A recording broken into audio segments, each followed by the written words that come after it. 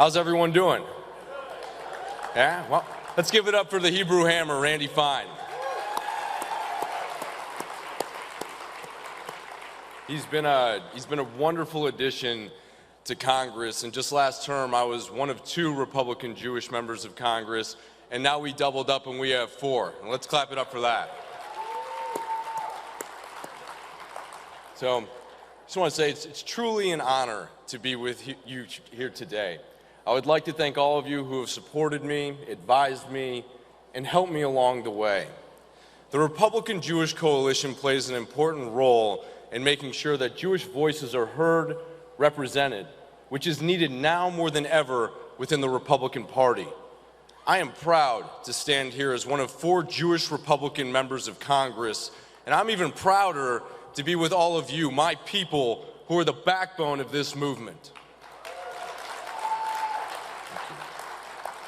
Our party, the Republican Party, is and must remain the unwavering champion of the United States-Israel relationship.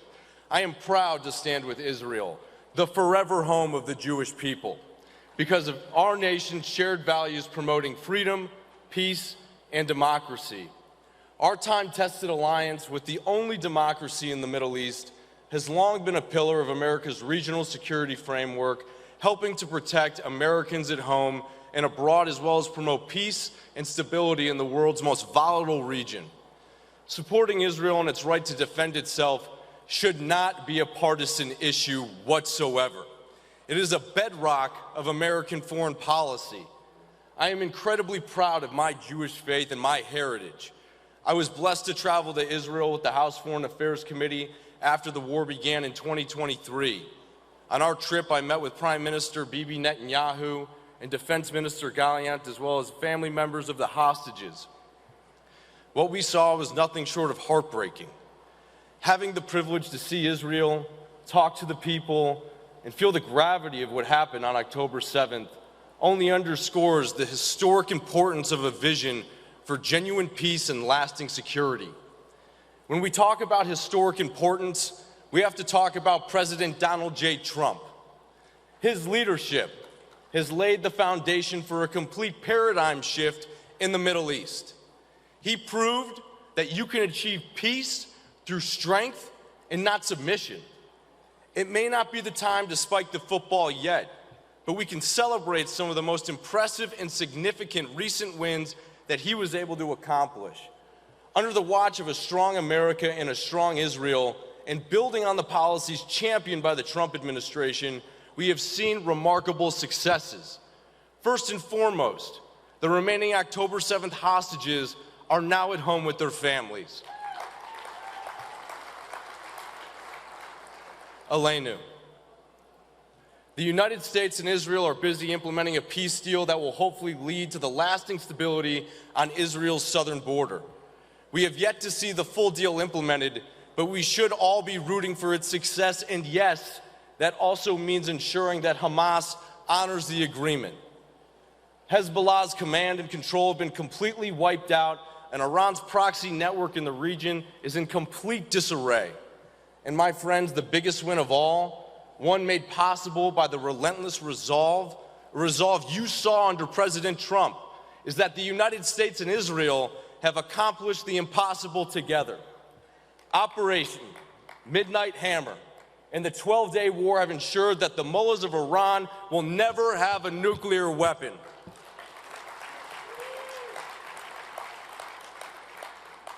This is what happens when America stands shoulder to shoulder with our greatest ally. Although there is much to celebrate, this remarkable partnership is not universally popular, and in case you haven't noticed, far-left Hamas sympathetic politicians will run interference for the people who want to undermine our alliance with Israel. That's a given these days. But this goes beyond foreign policy. This is about the very real, the very ugly face of anti-Semitism that is exploding on the American left. New York City, which has the largest Jewish population outside of Israel, is about to elect a communist, an anti-Semitic mayor that pals around with known jihadists, co-conspirators of terrorist attacks. Look, at Zohran Mamdani.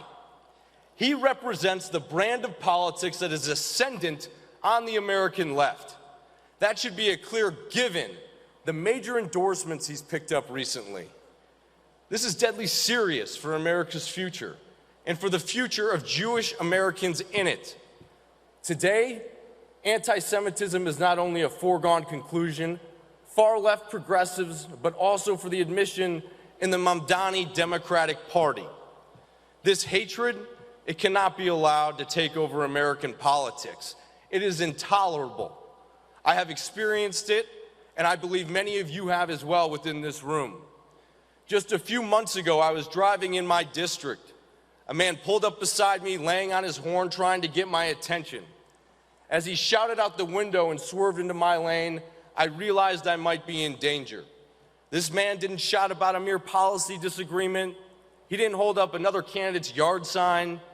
He shouted a torrent, vile, profane, anti-Semitic slurs at myself and my family. Before speeding away, he threatened to kill me and my family simply because I'm Jewish.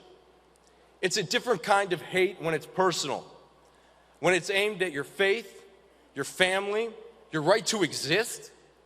It's a moment that sticks with you, and it reminds you exactly what we are fighting for and against every single day. This hatred, it's real. It's in our streets, and it's in the halls of power in Congress. My father taught me this when I was just a small boy, that when faced with this kind of hate, we need to keep our chest up and go about our business. And that's how we win. We will not back down. We will not cower. We will not be intimidated. We must strongly stand against hate and pass legislation like the Anti-Semitism Awareness Act and continue to root out this hatred wherever it is found. I can promise you that I will keep fighting anti-Semitism until we make it extinct, and I will continue to be a steadfast voice in the support of the continued U.S. aid for the State of Israel. As I said